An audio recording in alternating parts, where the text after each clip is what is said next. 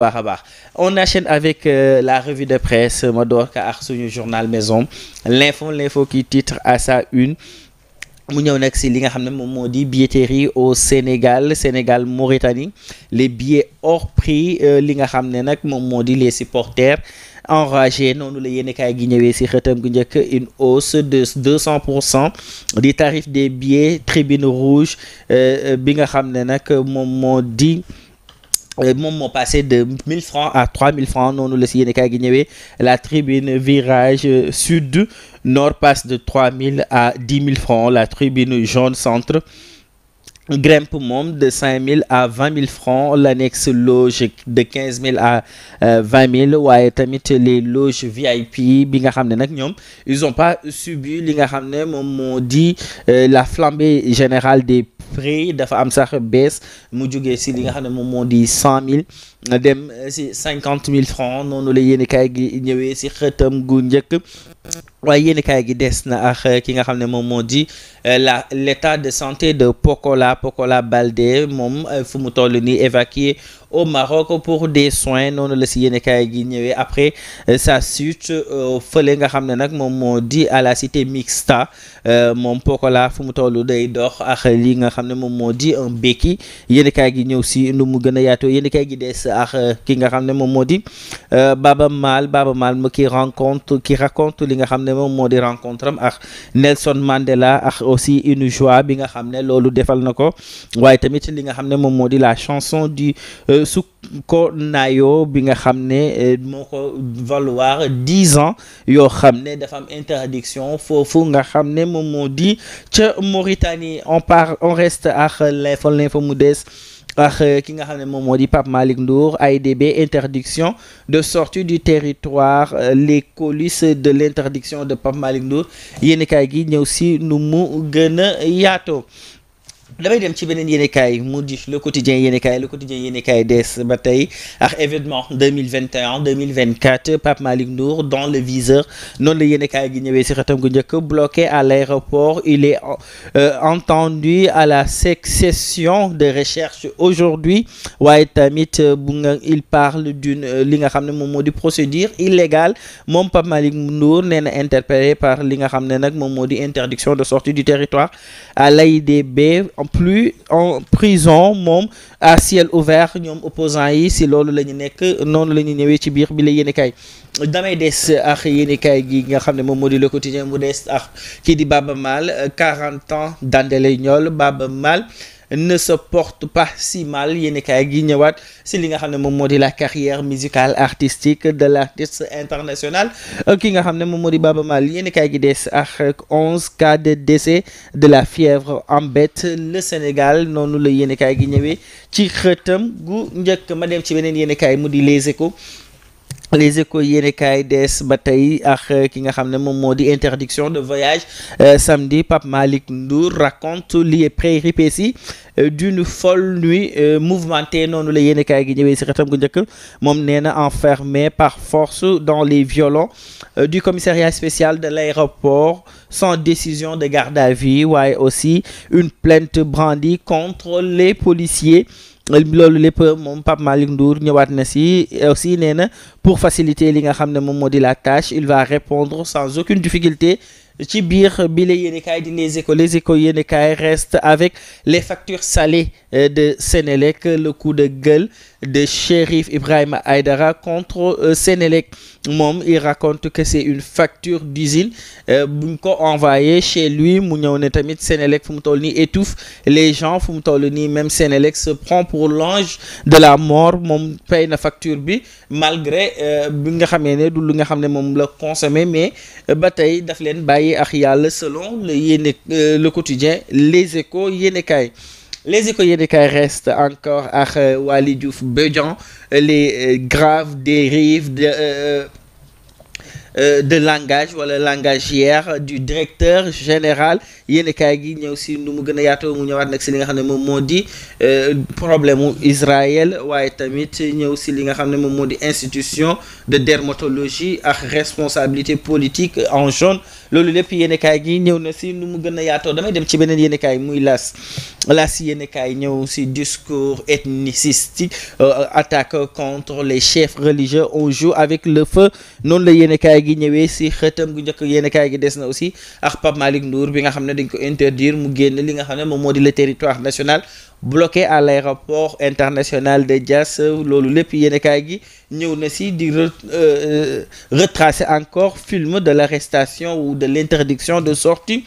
de l'ex-ministre de la jeunesse ma dem ci beneen yéenekaay mu di yéenekaay gi du Sud Quotidien ñëw ci position Sénégal bi nga xam ne nag position attentiste du FMI le Sénégal trace sa voie noonu la yéenekaay gi ñëwee ci xëtam gu njëkk fu mu toll nii alors que li nga xam ne moom moo di Dakar déployé na li nga xam ne moom moo di un ambitieux relance financier à hauteur de 90% par ses propres ressources ñi nga xam ne nag ñoom ñoo di FMI dañuy demeurer fu mu toll di toog di xaar ginnaaw ki nga xam ne nag moom moo di njiital réew mi di Bassirou Diomaye Faye mi ngi leen doon woo di plaider pour li nga xam ne moom moo di le dialogue ak renouveler li nga xam ne moom moo di la coopération waaye fu mu toll nii l'institution de Bretton Woods fu mu temporise noonu la si yéenekaay gi ñëwee si xëtam bu njëkk yéenekaay gi des si ubbite école gi mu ñëw nag rentrée scolaire Pikine Guédiawaye Kër Massar des écoles inondées et capacité d'accueillir saturée noonu la yéenekaay gi ñëwee ci xëtam gu njëkk lii moom mooy li gën a fës si yéenekaay yi léegi ñu ñëwaat nag si li nga xam ne moom moo di commentaire bi wala jàngat gi nga xam ne am nañ ko si soxna Bambi gis nga yéenekaay yi am na si point yoo xam ne xam naa ne laal nga ko bëri na si dañ koy def poñ par poñ dama bëggoon rek ñu dooree ko ak li nga xam ne pratiquement journaux yëpp ñëw na si mu nekk interdiction wu sortie wu Pape Malick Ndour bi nga xam ne fële ci aéroport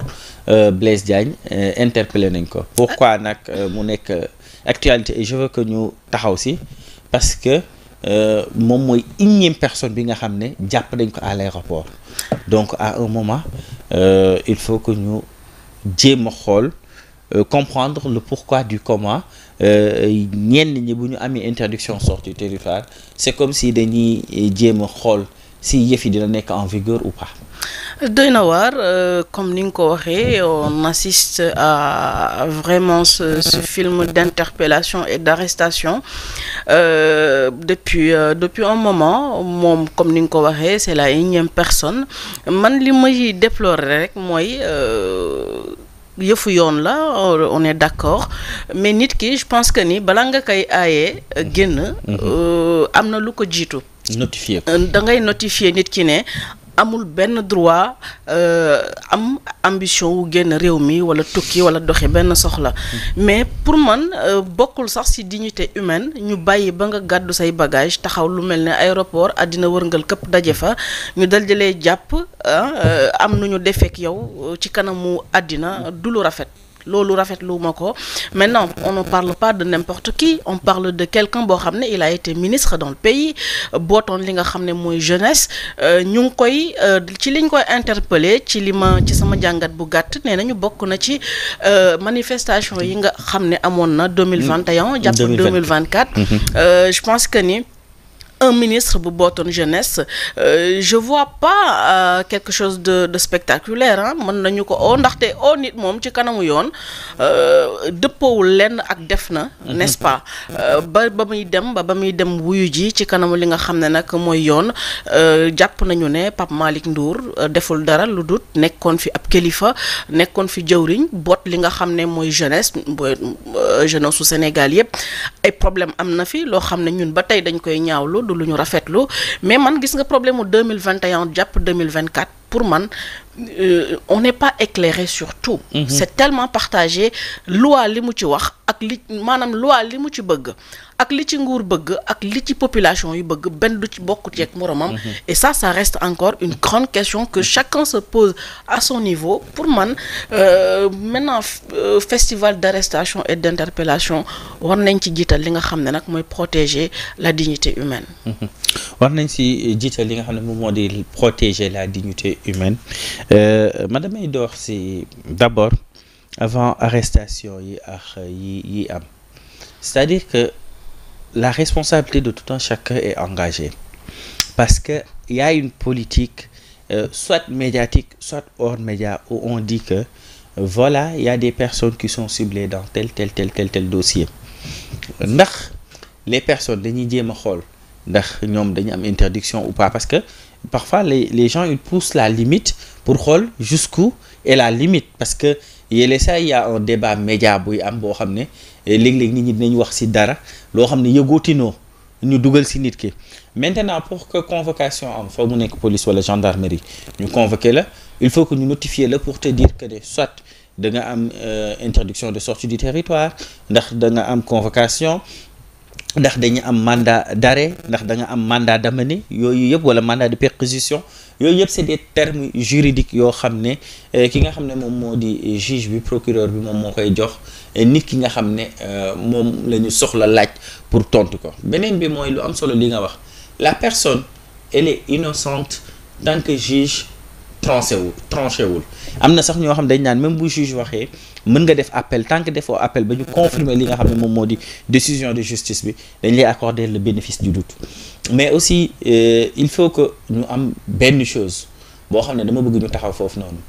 mooy nañu jàngalaat xale yi les vertus, mooy jomm am na ñoo xam ne soo leen woowee ci yenn yi du ñu génn seen buntu kër, boo leen nee buur dafay ñëw di la jël si bu ñu waroon dem xew sax du ñu génn, dañu naan damay toog buur ñëw jël parce que su ma demee xew sax dama daw. Donc à un moment aussi il faut essayer de voir. Après on n'est pas dans les secrets de Dieu, parce que léeg-léeg nit dina ñëw ne lii laa waroon def. En tout cas quel que soit alpha li ñuy bañ mooy que mu nekk des arrestations yoo xam ne duñ ci génnee dara. Certes arrestation mën na am mais na am lu ñu ci jàngee. Man je veux que ñu poursuivre ay ministres parce que dénkoon nañ la waaw soxla nañ ko, bu ko defee ñi nga xam ne ñoom ñoo fi nekk ils sauront que li nga xam ne lañ leen dénk c'est l'argent du contribuable. Du lu la neex nga def ci, du lu la neex ngay doxalee. En fait il faut que ñu dem ci logique boobu que les élus ñu xam ne dañuy liggéeyal askan gi ba pare ñu jox leen li nga xam ne moom moo di obligation de rendre de compte.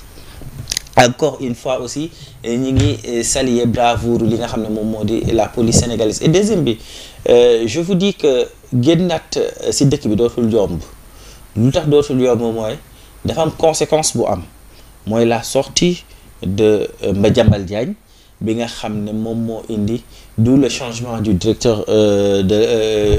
du commissaire spécial de l'aéroport ak ki nga xam ne moom moo nekk directeur du DIC. Tey jii nii on peut pas sanctionner ay nit parce que sanction là on peut dire ça ay nit pour benn faille bu am. Donc il faut savoir que sécurité dañ koy gën a renforcer, donc mu nekk su côté terrestre maritime wala aérienne. Fépp foo xam ne da ngay jaar li nga xam ne moom moo di la police des frontières il faut nga xam ne si lu leer moo lay génnee. En plus benn affaire rek boo xam ne dama koy wax si ñi ñàkk tukki yëpp xam nañ ko mooy c'est-à-dire que la police quand tu voyages moom mooy dernier rampant bi nga xam ne moom ngay def. Bu dee aéroport la wala yeneen poste yi bu ñu demee ba jël li nga xam ne moom moo di say empreinte. Quand tu passes la police, c'est-à-dire c'est comme si tu es hors territoire national. Pour que nga duggaat ci biir li nga xam ne moom moo di territoire national bi il faut encore passer par la police ñu defal la cachet entrée, parce que dañuy defal cachet sortie du territoire. Loolu nag bu ñu ko xamee war nañ xam ne vraiment police sénégalaise tey jii nii am na foo xam ne taxaw na fa. C'est juste pour éveiller nit ñi ku bëggoon c'est-à-dire c'est perdu d'avance. Jiiñ nañ la def nga defoo dem répondre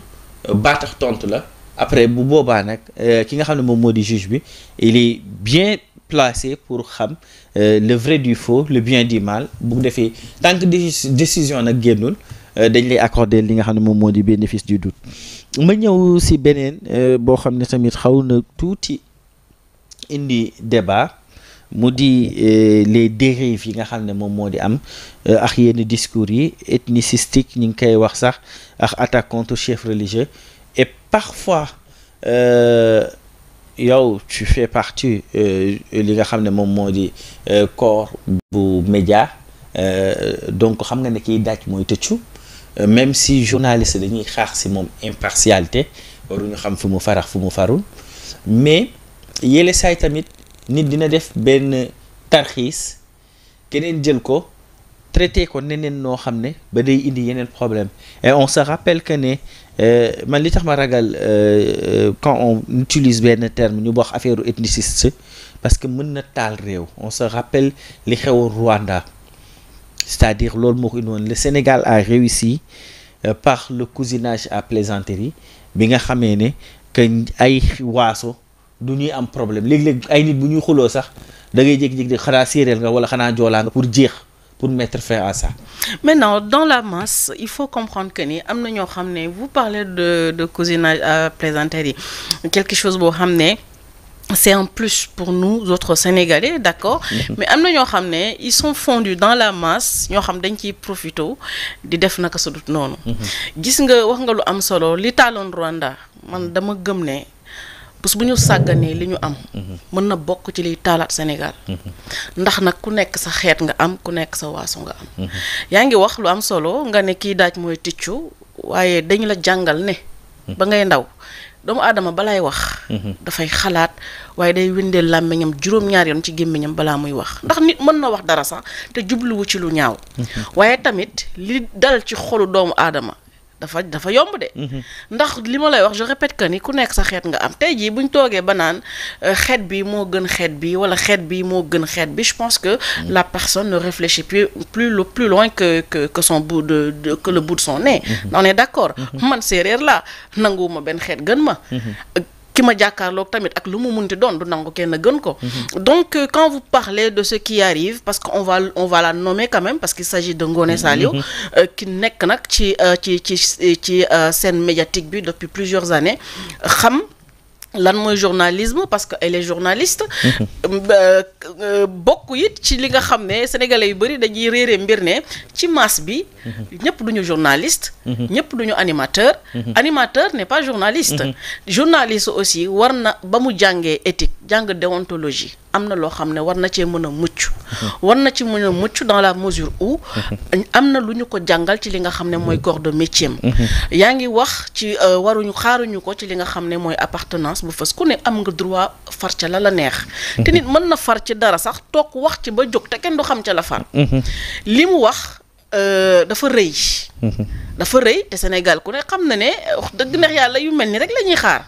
ñu amplifier ko yóbbu ko foo xam ne peut-être moom xalaatee wutoon noonu waaye rëy na quand même quand tu fais face à tout un peuple xool xeet bu la ca gën a ba nga gën a yàpp laa koy tuddee daal di ne ñoom dañoo baadoo la te fii ku ñu fi taxaw wax la da nga baadoo la nga takk sa ndigg fas yéene xeex. Donc il faut faire très attention à ce qui sort de notre gueule c'est pas excusez-moi du terme nañu jàngat bu baax li ñu génnee suñu gémmiñ. man ñaanuma yàlla toog di xarab wala di ŋàññi xeetu qui que soit parce que nag ku ko def sama xeet ma am ci lu ma naqari lool bu yàggul dara gis ngeen ci réseaux sociaux yi ce qui s'est passé avec le cas de Lissa Tine am na ku toll bitim réew di ŋàññi di ŋàññi xeet lëmm lu day na xeetu séeréer nga ne dañoo naa ci ñoom rek la yooyu di amee mën nañu taxaw lekk nit mën nañu taxaw naan nit muy loo xam ne du ma ko rafetlu parce que séeréer laata man lekkuma nit naanu ma nit ñi ñoo war a bàyyi wax yu rëy te xam ne Sénégal gii ku nekk da ngay toog naan li caaxaan tasu ko si caaxaan mën na kaa tas ndax nag koo laal xeetam mu jóg te mën na egg foo xam ne ni xel xalaatu ko nañu def attention aux dérives bu ñu jàkkaarloo micro seytaane la mon frère xam nga ko xam naa ko man su ma jàkkaarloog micro sama fit wi du dala tànk wàccu ma dem sama yoon donc nañ moytu bu baax li ñuy wax lii yëfu àddina rek la bu fekkee da nga ko wax parce que tu as une appartenance politique jaru ko la politique ne te nourrit pas, tu as un métier qui te nourrit. La politique pour man mënul ñàkk ndax yonent bi alayhi wasalaam sax da doon politique. Dans la mesure où il a tout fait pour am ñu nga xam ne dañu koy topp ci waxu yàlla ak ay digalam mais mësul dóore mësul saaga mësul xaste boo nangoo mu yóbbaale la boo nangul mu bala fa nga ne. D'accord, donc chacun peut faire de la politique ak fu mu mënti nekk ak ku mu mënti doon mu bañ a am loo xam ne ñaaw na salte na ndax nag bokk na ci li nga xam ne dafa ngànk réew mënuñu dem bàyyi ko lu am solo. Macha Allah lu am solo en tout cas on profite du plateau pour ñun encore excusez-vous parce que ku si nekk yéele saay nga wax dara nit comprendre ko neneen je suis d'accord ak yow faut pas ñu affilier une personne à une communauté. Tey jii nii Abdoulaye Paye bu amee sikku boppam la mais c'est pas parce que Abdoulaye Paye am na benn sikk rek que ñu ne lébu yëpp nii lañ mel c'est pas parce que Bambi am na nu mu mel rek nga ne séeréer yëpp nii la ñu mel ñëpp meluñu noonu amaana am na ñu baax am na ñu bon man par exemple je le dis am na si ay xeet yoo xam ne dama leen di tooñ di leen sonal xel dem na si sama pël bi dama koy tooñ sax naan kat sama pël bu kiiwul ba kooku doon wax ana bàyyi faa la naanu soowu guddi et c'est fait de manière boo xam ne après daf lay jàngal ne communauté boo fréquenté da ngay gis générosité bu si nekk da ngay gis culture bu si nekk da ngay gis grandeur bu nekk si nit ñi donc yàlla na ñu yàlla sàmm surtout nag dafa am lu am solo loo wax yàlla na ñu yàlla musal sur la folie des médias la télé rend fou. Tout à fait. Les médias gis nga magie bi ñu wax man tey peut-être c'est parce que dañu jàng communication dañu nekk dans des écoles de communication moo tax comme li ngay wax c'est-à-dire peur de la micro du caméra c'est-à-dire irusu caméra da nga koy ragal a xool parce que yaa ngi wax ak communauté bu rëy. mais gis nga laay pour man doguma la yàlla bu la dee dog pour man communication. du ki ko jàng rek a ko man. J'ai jamais fait de la communication. Mosuma toog ci benn banc di fa jàng wax gis nga wax. yëfu nit la. maanaam tant que juutaluñ suñu àddina ne il n'existe qu'une seule race mooy la race humaine. que couleur de peau wala ethnie bii laa bokk ak wala c'est très peu important même bu fekkee ne c'est une reconnaissance. même bu fekkee ne identité la. on est tous d'accord. mais maanaam mbaadoo la dëkkul ci xeet. ñaaw dëkkul ci xeet. mbon dëkkul ci xeet. ñun ñëpp ay doomu aadama lañ yàlla moo xool bind def li ko neex kon ñii mu def leen ñu xees ñii mu def leen ñu ñuul ñii mu def leen ñu njool ñii mu def leen ñu gàtt ñii dëkkee noor ñii dëkkee sow loolu mooy àddina ñi fa dëkk musoo doo toog ci àddina ba gis pël buy naaw doo toog ci àddina ba gis séeréer bu enu avion di daw ak moom mënul ne nit la maintenant ay dafa bon boo ne fii boo ne dangaa ñuul ñaaw sax ñu adressé ko ñun séeréer yi boo ne ñu bëri ay ngeen yéen lébu yi lañ koy waxal mais waaw amoo di dañooy la ceddo nga pourtant dañuy fàtte ne ceddo mode de vie la woon ceddo mooy ki amoon fulla am fayda soxlawul alalu jàmbur bëggul daraay kenn te li ko ñor mooy li mu am ak li ko yàlla may donc loolu du xaste maintenant Sénégal nag fii bu ñu la bëggee xas ci xeet la ñuy jaar tout en sachant que ni kon lébu daa bëri ay lébu yëpp takkoon nag doon benn say xeex ak yow waaw donc faites très attention à ce que vous dites faites attention vous faites mal sans le savoir lii man pour man sax c'est des futilités parce que ki mu taxaw wax boole ko communauté am kooku man je me dis même que dégluwu ko d'accord qu'elle fasse très attention suñu sœur journaliste yi ngir yàlla def leen ndànk métier mi ni mu la mënee yóbbu voyager loola fii ba àddina fu mu yem noonu la ma la yàqee illa yawmi din et que il faut aussi penser à ñi nekk suñu ginnaaw boo dee boroomi mbokk am na loo xam waru la ndax bu ñu la saaga sa ndey saaga sa baay te ñoom fekkeewuñu yéguñu tiñuñu tooñ nga ñoo xam ne nii wax fa dëgg neex yàlla taqewuñu laalewuñu man su ma nekkee téléphone bi fu ma toll dama koy xool c'est un réflexe vous l'avez sûrement remarqué parce que j'ai des grandes sœurs yoo xam ne bu ma toogee télé duñu am jàmm duñu am salaam ba may wàcc dañ lay message naan la bul wax lii bul wax laa politique dañu ma koo tere formellement mais je suis sénégalaise j'ai mon mot à dire te li may wax du romb lu du ma far fii far fa ca des dinaa wax li nga xam ne bu ñu ko defee ñun sénégalais ñun ñëpp mën nañu am jàmm nañ bàyyi di xas ci xeet parce que wóorul baaxul te mën na tas réew. non mais dëkk Sénégal sax